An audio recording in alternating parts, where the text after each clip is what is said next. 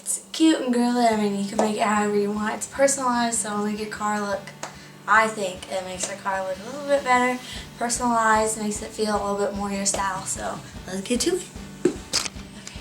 So for the materials, you'll need your fabric, of course. I picked this girly, kind of spring flowery. You can customize it however you want. You go to the fabric store, pick out whatever you want.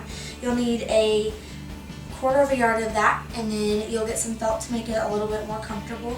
You'll need 1/8 of a yard of that, and then you're gonna go ahead and pick up some 1/4 inch elastic, some thread if you don't have any already. I picked white because it goes best with my fabric, and then some pins because you'll be needing to pin some stuff, and scissors. You went ahead and laid the fabric. You're going to go ahead and fold these edges over so it's about 1/4 of an inch. The first fold, you're going to fold it twice, so the first fold is about 1/4 of an inch, and then the second fold is about 1/2 inch. Now that should go ahead and cover the felt a little bit, so when you stitch it, it should just stitch it all together. So you're going to go ahead and pin that, and then you do that all the way down. Once you do the first fold, it should just kind of like do it all by itself a little bit. So you just go down a little bit further, pin it again, and you're going to do that all the way down.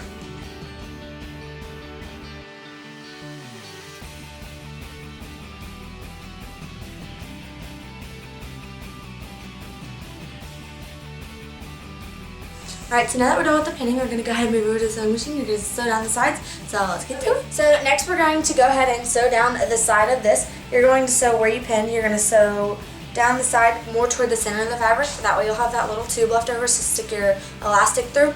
And so let's go. Now you're getting started. I have mine lined up so it's toward the center of the fabric, about a 1/2 inch left because that's how far I rolled it in. I lined mine up on, I have like a little grid here on the side. I lined mine up on the 2 centimeter mark on the side just so that I sew a little bit straighter. It's easier to like keep alignment. So here we go. Alright, so as you start to stitch, you're going to come across your needles. You just go ahead and pull those out one by one as you go by. Now I go about 2 inches and then I back stitch and then continue going. So we just finished sewing and it didn't record. So here we go. I'm just going to explain it then because I'm not going to go and double stitch my whole thing again. And so what you did was you back stitched at the top, you sewed all the way down pulling out your pins as you went, because if you didn't it might break your needle and that's never fun. So at the end you're going to go ahead and back stitch again, about another 2 inches, and then finish it off. And then you're going to flip it around to the other side. Simple. And so now we're going to go ahead and do the elastic. I'm going to show you how to do the elastic. Get your elastic, you're going to go ahead and line it up so it's only about halfway because you don't want it too big. You want to have it cinch a lot so it like makes it look better in the end. You'll see when we finish it after. So you're going to go ahead and fold your fabric in half. I've already done so. And then line it up and make sure it's about halfway. It doesn't have to be exact. It can be a little bit longer. It can be a little bit shorter. At the end you can decide if you want it wrinkled or not as wrinkled. Doesn't matter. So go ahead and cut that off.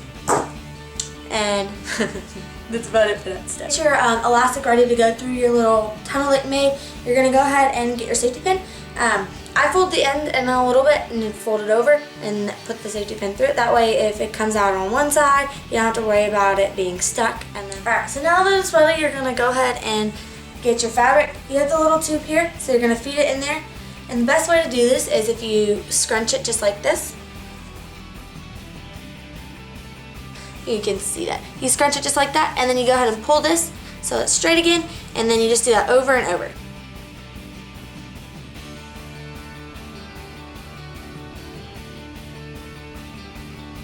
Alright, so now that you're at the end here, you're going to go ahead and pull your needle out.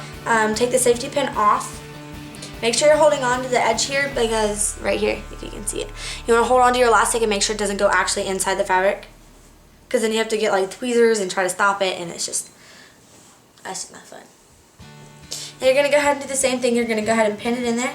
Just a little bit of the elastic out. Make sure you actually get the elastic pin because otherwise it's going to go all the way back down to the bottom, and this time you don't have to safety pin on it, and so you're going to have to restart. Do the same thing on the other side.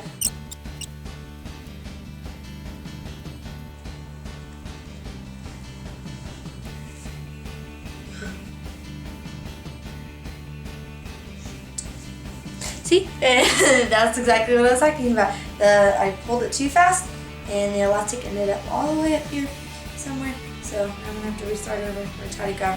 Alright, so I found some skinny-headed scissors, and so that's what I'm gonna go ahead and use. Tweezers are typically the easiest, but I couldn't find any, so I'm just gonna go ahead and use these. So you stick them in there, grab the elastic, and just pull it on out. It's not too complicated if you have the right tools, but it can be pretty stressful and it's kind of annoying and tedious. So you don't want that to happen. So I'm going to go ahead and pin this now that I got it out. That way it doesn't happen again. And then go ahead and continue.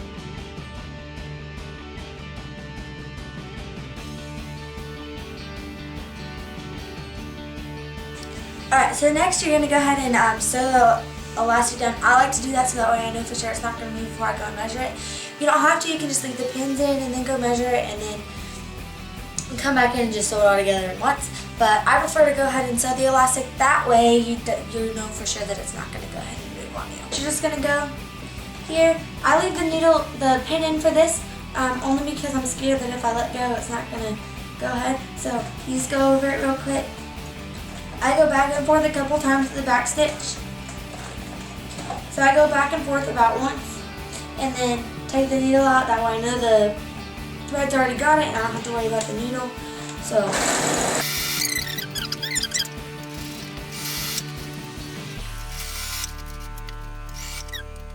now that you have it sewed, we're going to go out to the car and measure it. You need to bring a few pins so that way you know where to sew when you come back inside. That way it fits nice and snug. Now it's time to go ahead and measure your steering wheel cover to see if it fits. So you're going to go ahead and put it over the top. Now that the elastic's in, it's really easy to go ahead and do. So you just slip it over there and then you stretch them together like this. This one actually fits pretty snug, but you're still going to have to sew it together. So you can go ahead and pin it. It's kind of difficult to pin, just a little bit. Alright, so I got one pin in there and that should be enough to hold it together so I know I have an idea of where to sew it. So let's go inside and sew it. Okay, so I have it pinned. You can see where I have it pinned here, the little yellow pin. It's about an inch down from where they actually meet because this one's a little bit bigger, but my steering wheel is actually a little bit smaller, and so I'll typically have about 3 to 4 inches that I need to make up. And so for this case, I'm going to go ahead and take the pin out because I know exactly where I'm supposed to sew. You want to go ahead and stretch the edges while you begin to sew. That way you don't crinkle the fabric or anything on the end. It just makes it look prettier. Alright, so that was it. That was your last step. I ended up sewing it twice because I feel more comfortable doing it that way. Now the only thing left to do is go put it on your steering wheel cover and you're done.